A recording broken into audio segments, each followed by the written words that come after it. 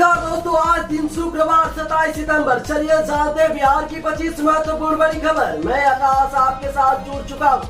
ऐसे ही रोजाना आप लोगों के लिए खबरें लेकर आता रहूंगा। रोजाना खबरें पाने के लिए चैनल को सब्सक्राइब करें और साथ में बेल आइकन को भी प्रेस कर लीजिएगा। चलिए डालते हैं एक नजर खबर पर।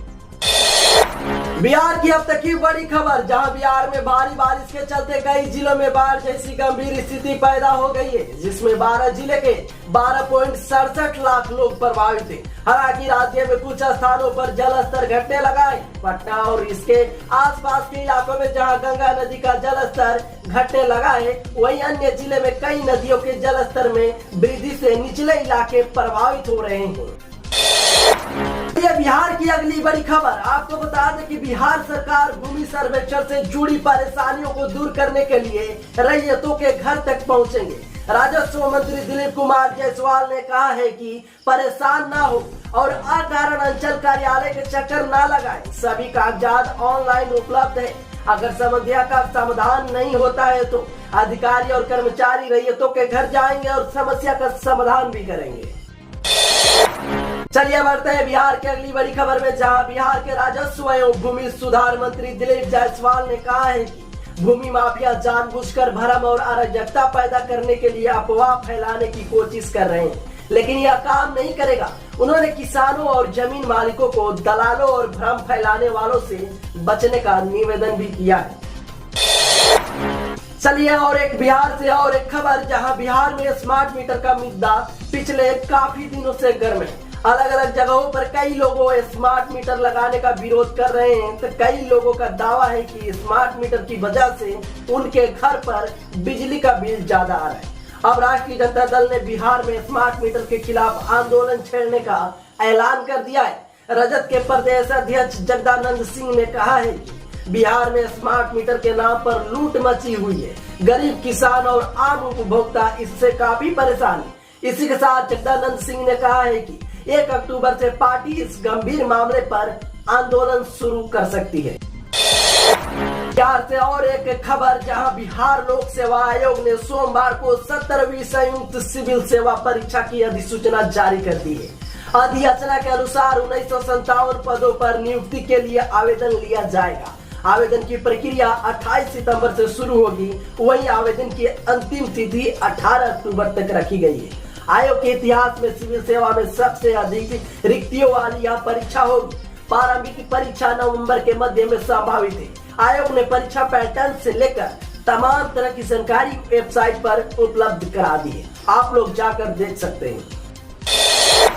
चलिए बिहार से अगली बड़ी खबर, जहां समस्तीपुर बिहार में नीतीश कुमार की ड्रीम प्रोजेक्ट बख्तियारपुर ताजपुर गंगा महासेतु के निर्माणाधीन संपर्क रोड पर एक बड़ा हादसा हुआ है। रविवार की देर शाम नंदनी लगुयाना रेलवे स्टेशन के पास पुल का एक स्पैन भरभरा कर गिर गया।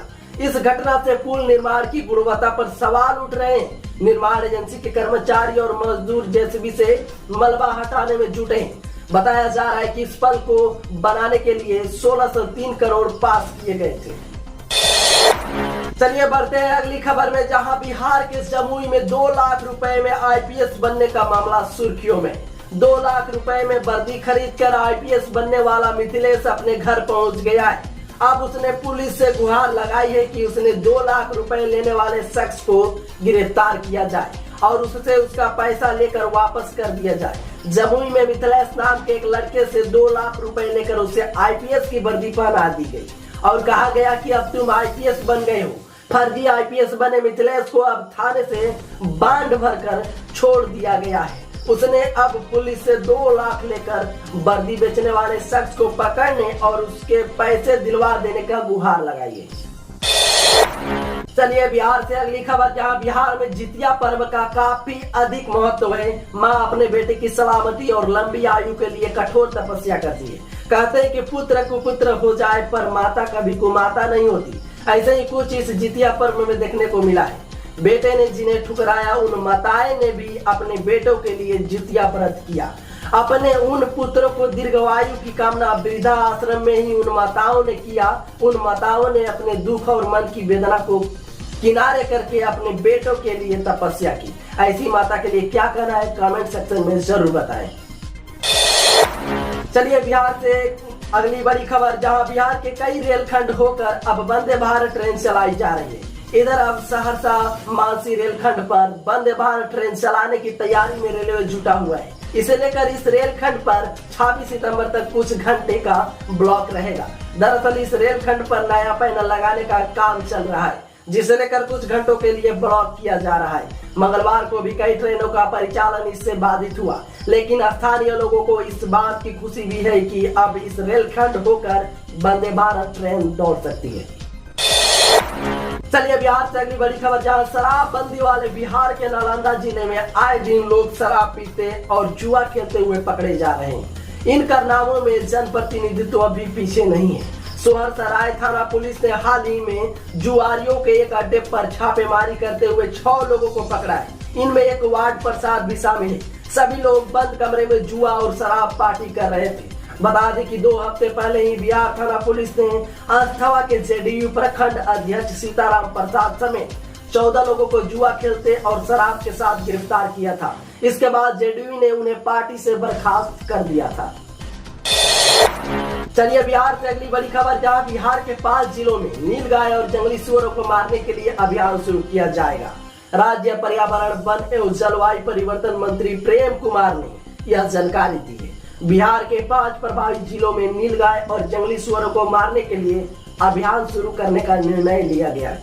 वैशाली, पूर्वी चंपारण, बक्सर, सिवान और समस्तीपुर में इस महीने से निर्धारित प्रक्रियाओं के अनुसार अभियान शुरू किया जाएगा। ये 5 जिलों सबसे अधिक प्रभावित जिलों में शामिल है, जहां इन 2 जानवरों ने फसलों का सबसे अधिक नुकसान पहुंचाया है। इसलिए इन्हें मारने के लिए सरकार ऑर्डर तक भी पास कर दिया है।